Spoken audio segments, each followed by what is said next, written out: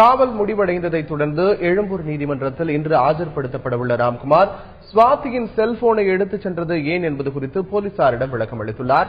இது தொடர்பான நேரடி தகவல்களை தருகிறார் எமது செய்தியாளர் கோகுல். கோகுல், சரியாக எத்தனை மணிக்கு ராம்குமார் நீதிமன்றத்தில் ஆஜர்படுத்தப்பட இருக்கார்? சுவாதி கொலை வழக்கில் கைது செய்யப்பட்ட ராம்குமாரை 18ஆம் தேதி வரை நீதிமன்ற காவலில் வைக்க ஏற்கனவே நீதிபதி உத்தரவு பிறப்பித்ததை அடுத்து ராம்குமார் புழல் சிறையில் அடைக்கப்பட்டுள்ளார். போலீஸ் காவலில் எடுத்து விசாரிக்க வேண்டும் என காவல்துறை நீதிமன்றத்தில் மனு தாக்கல் செய்ததை அடுத்து நீதிபதி 3 நாள் போலீஸ் காவலில் ராம்குமார் எடுத்து விசாரிக்க அனுமதி வழங்கினார். அதன்படி ராம்குமாரை 3 நாள் போலீஸ் காவலில் எடுத்து காவல்துறை விசாரணை நடத்தி மீண்டும் நீதிமன்றத்தில் ஆஜர்படுத்தினாங்க. மீண்டும் சிறையில் அடைக்க நீதிபதி உத்தரவு பிறப்பித்ததை அடுத்து தற்பொழுது ராம்குமார் புழல் சிறையில் அடைக்கப்பட்டுள்ளார். இன்றுடன் ஏற்கனவே நீதிபதி பிறப்பித்த உத்தரவுப்படி நீதிமன்ற காவல் முடிவடைவதையொட்டி மீண்டும் ராம்குமார் இன்றைய தினம் நீதிமன்றத்தில் ஆஜர்படுத்தப்பட உள்ளார். பாதுகாப்பு கருதி புழல் சிறையில் வீடியோ கான்பரன்ஸ் மூலம் காவல்துறையினர் நீதிபதி முன்பு ராம்குமாரை ஆஜர்படுத்த உள்ளதாக காவல்துறை தரப்பில் தற்போது தெரிவிக்கப்பட்டுள்ளது. இன்று பிற்பகலுக்குள் ராம்குமார் மீண்டும் நீதிபதி முன்பு புழல் சிறையில் வீடியோ கான்பரன்சிங் மூலம் ஆஜர்படுத்த உள்ளதாக காவல்துறை தரப்பில் தெரிவிக்கப்பட்டுள்ளது. அல்தா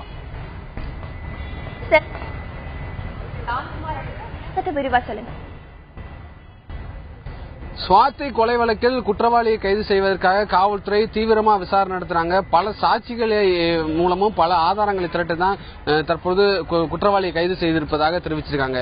இதில் முக்கிய ஒரு ஆதாரமாக சுவாதியோடைய செல்போனை வைத்து குற்றவாளி ராம்குமாரை கைது செய்திருப்பதாகவும் ராம்குமாரிடமிருந்து சுவாதியோடைய செல்போன் கைப்பற்றப்பட்டிருப்பதாகவும் காவல்துறை தரப்பில் தகவல் சொல்லப்பட்டது.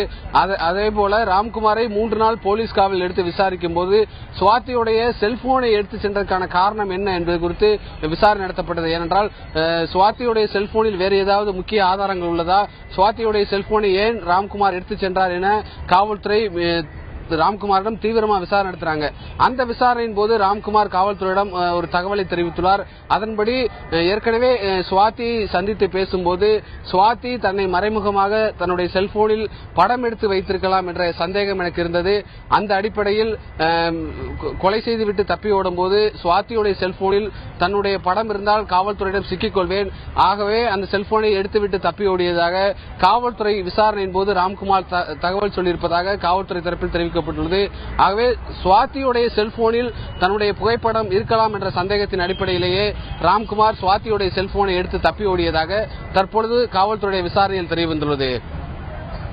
இந்த நிலையில இந்த வழக்குல காவல்துறையுடைய அடுத்த கட்ட விசாரணை என்னவா இருக்கு? காவல்துறை இந்த வழக்கில் குற்றவாளியை கைது செய்த பின்பு பல முக்கிய சாட்சிகளை வைத்து ஆதாரங்களை திரட்டி தீவிரமா விசாரணை மேற்கொண்டு வர்றாங்க. அதேபோல ராம்குமாரை அடையாளம் காட்டுவதற்காக ஏற்கனவே புழல் சிறையில் அடையாள அணிவகுப்பு நடத்தப்பட்டது. அதன் பின்பு 3 நாள் போலீஸ் காவலில் ராம்குமாரை எடுத்து விசாரிக்கும் போது ராம்குமார் அளித்த வாக்குமூலம் அனைத்துமே வீடியோ மூலம் பதிவு செய்யப்பட்டுள்ளது. அந்த வீடியோ ஆதாரம் அனைத்துமே நீதிமன்றத்தில் நீதிபதி முன்பு கொடுக்கப்பட்டுள்ளது. தற்பொழுது ராம்குமாரிடம் நடத்தப்பட்ட விசாரணையின் அடிப்படையில் விரைவில் குற்றப்பத்திரிகையை தாக்கல் செய்வதற்காக குறிப்பாக ஒரு 15 நாட்களுக்குள் குற்றப்பத்திரிகையை தாக்கல் செய்து குற்றவாளிக்கு தண்டனை வாங்கி கொடுப்பதற்கான அனைத்து நடவடிக்கையும் காவல்துறை எடுப்பதற்காக தீவிரமாக குற்றப்பத்திரிகையை தயார் செய்வதற்கான நடவடிக்கையில் தற்பொழுது ஈடுபட்டிருக்காங்க. அதேபோல ராம்குமார் அளித்த வாக்குமூலத்தின் அடிப்படையில் வேறு யாராவது இதில் தொடர்புள்ளதா என்ற சந்தேகம் இருப்பதால் அது குறித்தும் காவல்துறை தீவிரமாக விசாரணை மேற்கொண்டு வர்றாங்க. அல்தா